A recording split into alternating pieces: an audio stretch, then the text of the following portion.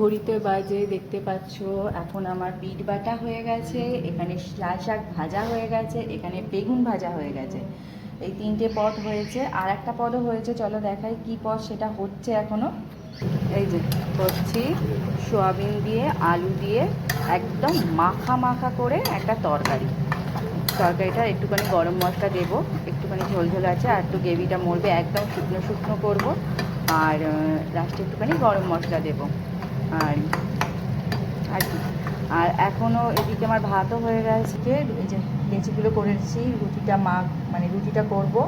আর এদিকে আমার ভাতও হয়ে গেছে, ভাত করে নিয়েছি। আর ওদিকে যে মেয়েটা আমাদের ডাস্টবিন নিয়ে যায় তাকে বললাম বাইরে না অনেক কাঠকুটো রয়েছে, তা ওগুলো একটু নিয়ে যেতে বললাম। ওই ঘরে দরজা যখন চেঞ্জ করা হয়েছিল তখন অনেকটা কাঠকুটো মানে বেঁচে ছিল, সেগুলোই পড়ে রয়েছে, আর সেগুলোই বললাম নিয়ে যেতে।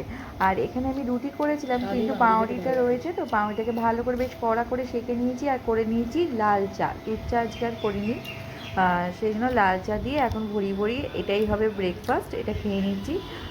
আর এটা খেতে কিন্তু আমার খুব বেশ ভালো লাগে। আর রিক তো বেরিয়ে গেছে, রিককে খাইয়ে দিয়েছি, রিক টিফিন নিয়েও গেছে।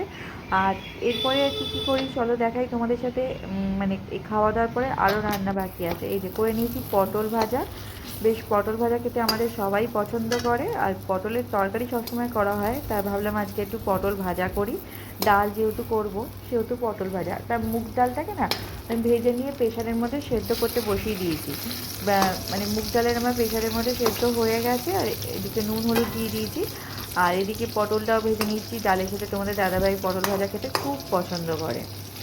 আর এই যে এবারে করবো ডালটা, মুগ ডালটা আজকে সবজি দিয়ে করবো না, পুরো সিম্পলভাবে করবো। আর ওই পটল ভাজা তেলের মধ্যে দিয়েছি জিরে তেজপাতা, আর দিয়েছি মানে লঙ্কা ফোড়ন।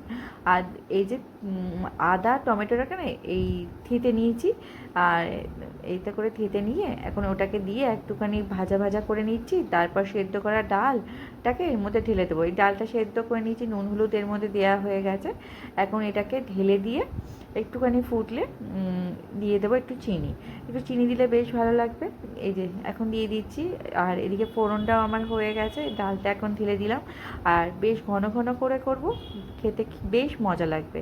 আর ঘন ঘন ডাল খেতে খুব মানে পছন্দ করে, তাই এরকম ঘন ঘন করে করব। লাস্টে একটুখানি গরম মশলা দেবো, ঘি গরম মশলা তোমরা দিতে পারো, আমি শুধু একটুখানি গরম মশলা দিয়েছিলাম। বাইরে মানে বাড়িতে তৈরি করা যে গরম মশলাটা আমি করে রাখি সেটা প্রায় শেষের দিকে, ওটাকে আবার বানিয়ে রাখতে হবে, তা ওটা একটুখানি দিয়ে দিলাম। আর অল্প একটুখানি পড়ে রয়েছে, ওটা আবার দেখি সব কিছু নিয়ে এসে আবার গুঁড়ো করে রেখে দেবো, তাহলে সুবিধা হবে। সব কিছু রান্নায় মোটামুটি যেগুলোতে আমি পছন্দ করি সেইগুলোতে দেবো। আর দিয়ে দিলাম চিনি, আর নুন তো দেওয়া হয়েছে, এবার এটাকে ঢেলে নেব। আর কি, দুপুরবেলা খাওয়ার পাতে একটুখানি স্যালাড কেটে নেব। আর টক দইটা আছে, টক দইটা আজকে আর খাওয়া হয়নি, কারণ ডালের পাতে টক দইটা আজকে আর মানে খেলো না কেউ, তাই এই যে গরম মশলাটা ছড়িয়ে দিলাম। আর খেতে কিন্তু বেশ ভালো হয়েছিল। আজকে যেহেতু মঙ্গলবার, সবার নিরামিষই, কোনো ব্যাপার নেই, আঁশ নিরামিষই একসাথে না, আজকে পুরোটাই নিরামিষই। এই যে ডালটাকে একদম টেবিলের মধ্যে নিয়ে এসেছি, একদম গুছিয়ে রেখে দিলাম। আর এদিকে করে নিচ্ছি, কী করছি বলো তো, বিকেলবেলা করেছিলাম ছোলা ভিজিয়েছিলাম, মানে ছোলা ভিজিয়েছিলাম সকালবেলা, তার ছোলাটাকে ভেবেছিলাম প্রেশারে সেদ্ধ করবো। তোমাদের দাদাভাই এবার বাটিতেই সেদ্ধ করে নিজে বললো করবো, তা আমি শশা কুচি করে মানে শশা কুচিয়ে দিলাম, এর মধ্যে সেদ্ধ করা ছোলাগুলো দিয়ে এর মধ্যে দিয়ে দিচ্ছে একটা গোটা পাতিলেবু, আর দিয়ে দিয়েছে বিট নুন দিয়ে মেখেছিল। ছোলাটা কিন্তু খেতে কিন্তু দারুণ হয়েছিল। রিক তো খেলো না, রিকে মানে কানের জন্য বারণ করে দিয়েছে, ছোলা টক সব খেতে বারণ করে দিয়েছে। আমি তো জানতাম না, আমি করেছিলাম সবার জন্য, কিন্তু রিক খেলো না। রিককে এই যে কলেজ থেকে আসবে, ওকে আমি দুধ দিয়েছিলাম, দুধ দিয়ে মুড়ি দিয়ে, ওটা খেতেও বেশ ভালোবাসে না, কিন্তু দুধ কী দেবো, দুধের সাথে একটু সবসময় বিস্কুট না খেয়ে দুধের সাথে একটু মুড়ি খেলে শরীরটা ভালো লাগবে। আর তোমাদের দাদাভাই দেখলে আরামসে টিভি দেখছে আর ছোলা মাখা খাচ্ছে। আর রিক এসে গেছে, রিককে ছোলা দুধ মুড়িটা দিয়ে দিলাম। এখানে ভিডিওটা শেষ করলাম।